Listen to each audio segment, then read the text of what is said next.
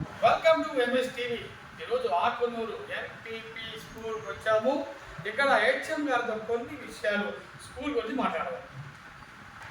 నమస్తే సార్. నమస్తే సార్. మీ పేరు? కోటి సార్. కోటి సార్. చెప్పండి సార్, మీ స్కూల్ గురించి ఇన్ఫ్రాస్ట్రక్చర్ గురించి కొన్ని విషయాలు చెప్పండి. నమస్తే సార్. నేను మండల పాఠశాల ఆగ్రూర్ ప్రధానోపాధ్యాయుని. ఆగ్రూర్ మెయిన్ ప్రధానోపాధ్యాయులు మధ్యవర్తి స్వామి. మా స్కూల్లో ప్రతిరోజు విద్యార్థులకి జియోగ్రఫీ గురించి పిల్లలకి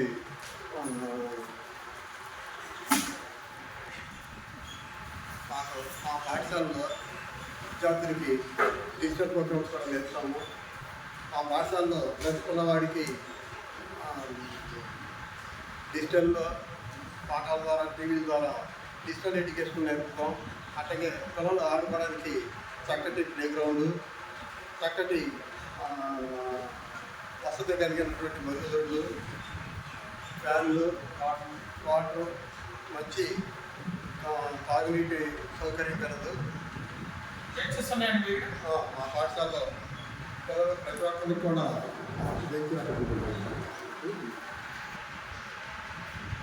పిల్లలకి ప్రతిరోజు మార్నింగు ఈవినింగు యోగా క్లాసులు నేర్పుతూ వాళ్ళకి చక్కటి మనశ్శాంతి, చక్కటి విద్యాబోధన నేర్పుతున్నాము. చెప్పండి సార్, మీ స్కూల్లో భోజనం మీరు ఎలా ఉంది? మా పిల్లలకి ప్రకాశమ్మ గారి మధ్యాహ్నం బడి భోజనం అందిస్తాం. సోమవారం నాడు అన్నము, ఆకుకూర పప్పు, గుడ్డు ఫ్రై చేసి ప్రతి ఒక్కరికి తినే విధంగా ఆహారం రుచిగా ఉండేటట్టు చూస్తాము. దీని నుంచి పేరెంట్స్ యొక్క ఫీడ్బ్యాక్ కూడా తీసుకుంటాం. ప్రతిరోజు ఒక ఉపాధ్యాయులు దీని గురించి రుచిని టేస్ట్ చేసి ఉపాధ్యాయుల ఫీడ్బ్యాక్, టీచర్ గారి ఫీడ్బ్యాక్ కూడా తీసుకుని మేము పిల్లలకు అందిస్తాము. అట్లాగే సోమవారము, బుధవారము, శుక్రవారము చిక్కీలు, అట్లాగే మంగళవారము, గురువారము, శనివారము రాగి జావ వేస్తాము. అట్లాగే శనివారం నాడు స్వీట్ పొంగల్ కూడా పిల్లలకి పెడతాము. ప్రతిరోజు శనివారం నాడు మేము ఒక లీటర్ పాలు తీసుకొచ్చి పిల్లలకు కూడా చక్కటి తీయటి స్వీట్ పొంగల్ చేసి పిల్లలకి మంచి పౌష్టికాహారం అందిస్తున్నాం. అదేవిధంగా పిల్లలకి వెనకబడిన పిల్లలకి పట్ల ప్రత్యేక శ్రద్ధ చూపించి వాళ్ళకి ఇంటి దగ్గర కూడా వాళ్ళకి అనుకూలమైన వారింటితో మా దగ్గర ఏదైతే వెనకబడి ఉన్నారో వారి విద్యార్థులని దగ్గరలో ఇంటర్మీడియట్ డిగ్రీ చదివిన రిక్వెస్ట్ చేసి వాలంటీర్లుగా నియమించి వాళ్ళ దగ్గర కూడా వాళ్ళకి చక్కటి తప్పి ఇప్పిస్తూ ఉంటున్నాం. అదేవిధంగా మా పాఠశాలలో ప్రతిరోజు కూడా టాయిలెట్స్ రోజుకి 4 సార్లు క్లీన్ చేయించి ప్రభుత్వం ఇచ్చినటువంటి మంచి క్లీనింగ్ మెటీరియల్ ఉపయోగించి టాయిలెట్స్ కూడా పరిశుభ్రంగా ఉండేటట్టు పర్యవేక్షిస్తాము. మధ్యలో పేరెంట్స్ కమిటీ వారితో కూడా సంప్రదించి వాటిని కూడా ఎప్పటికప్పుడు శుభ్రపరిచి చూసుకుంటూ ఉంటాం. అట్లాగే విద్యార్థులకి సాయంకాలం పూట ఒక ½ అవర్ క్రీడా స్ఫూర్తిని కలిగించడానికి సాయంకాలం పూట వ్యాయామం పరంగా రోజు సాయంకాలం పూట ఒక ½ అవర్ మా ఆటలు ఆడిస్తాము. అట్లాగే ఇండోర్ గేమ్స్, క్యారమ్స్ కానీ, చెస్ కానీ ఇటువంటి గేమ్స్ కూడా పిల్లలకి నేర్పే ప్రతి విషయంలో కూడా కనిపించడానికి మేము ప్రయత్నం చేస్తాం. అదేవిధంగా పిల్లలు ప్రతిరోజు నీట్గా ప్రిపేర్ అయ్యి రావడానికి ఎవరన్నా స్కూల్కి గైరాజులైతే ఇంటికి వెళ్ళి పేరెంట్స్ని కలిసి రాకపోవడానికి కారణాలు ఏంటో తెలుసుకోవడం, కాకపోతే అనారోగ్యం ఉంటే డాక్టర్ గారిని సంప్రదించి డాక్టర్ని దానికి సొల్యూషన్ చూసి రెగ్యులర్గా పిల్లలు వచ్చేటట్టుగా మేము ప్రయత్నం చేస్తాం. చెప్పండి సార్, ప్రభుత్వం ద్వారా పిల్లలకి ఏమేమి ఫెసిలిటీస్ ఇస్తున్నారు ప్రభుత్వం వారు? ప్రభుత్వం వారు మా పాఠశాల చదివే ప్రతి విద్యార్థికి తల్లికి వందనం ద్వారా ప్రతి సంవత్సరం 15,000 వారి పిల్లల తల్లి ఖాతాల్లో వేస్తున్నారు.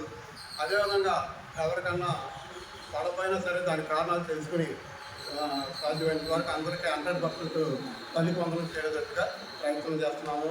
అదేవిధంగా ప్రతి సంవత్సరం పిల్లలకి ఒక bag Sarvepalli Radhakrishna kit bag అని ఒక బ్యాగ్ కిట్ ఇస్తున్నాం. ఆ కిట్లో 3 జతల దుస్తులు, ఒక జత షూ, 2 జతల సాక్స్ మరియు ఒక బ్యాగులో కానీ షూలో కానీ ఎటువంటి రిపేర్లు ఉన్నా, ఎటువంటి పాడైపోయినా మళ్ళీ కొత్త కొత్త షూస్ ఇవ్వడానికి ప్రభుత్వాలు అందిస్తున్నారు. అదేవిధంగా బియ్యం కూడా వైట్ రైస్ ప్రతి రైస్ రాగానే ప్రతిరోజు కూడా రైస్ క్వాలిటీ చూసి తర్వాత దాన్ని రైస్ క్వాలిటీ ప్రకారం బాగుంటేనే దాన్ని మేము వాడడానికి వండుతున్నాము. ఒకవేళ బాగపోయినా సరే వాటిని రిటర్న్ చేయడానికి గవర్నమెంట్ వారు అందించారు కాబట్టి సాయంత్రం వరకు అన్ని రకాల సదుపాయాలు మేము పిల్లలకి ఆరోగ్యపరంగా కానీ చదువు పరంగా కానీ మేము ప్రత్యేక శ్రద్ధ చూపిస్తాం.